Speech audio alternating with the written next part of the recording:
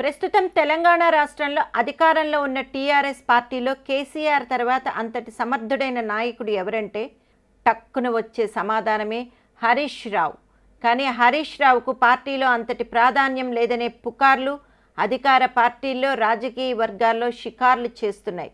హరీష్ రావుకు కేటీఆర్కు కేసీఆర్కు మధ్యలో అంతర్గత విభేదాలు భగ్గుమన్నాయని, పార్టీ ప్రయోజనాల దృష్టిలో ఆయన ఈ విషయాలను బయటపెట్టడానికి సంసిద్ధత వ్యక్తం చేయడం లేదని పార్టీలో ఇన్నర్ టాక్.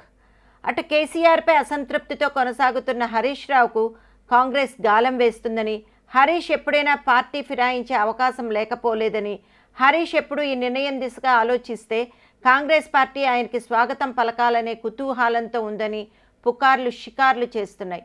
నిప్పు లేకుండానే పొగ పుట్టదు అన్నమాట మామూలుగానే వింటుంటాం. కానీ రాజకీయాల్లో పొగ పుట్టాలంటే నిప్పు అవసరం లేదు. ఏమీ లేని చోట పొగ పుట్టడం, ఆ తర్వాత నిప్పు పుట్టడం, భగ్గుమనడం, ఇలా అంతా రివర్స్లో జరిగిపోతూ ఉంటుంది. హరీష్ రావు విషయంలోని ఇప్పుడు అదే జరుగుతోంది. కాంగ్రెస్ పార్టీ హరీష్ రావు మీద చాలా మమకారం చూపించేయడంతో టీఆర్ఎస్ శ్రేణులు హరీష్ విషయంలో అనుమానాలు పెంచుకోవడం సహజమే. హరీష్ రావుకు అన్యాయం జరుగుతోందా, ఆయన్ని తొక్కేస్తున్నారా అని ఒక వార్త ఇండస్ట్రీలో హల్చల్ చేస్తోంది.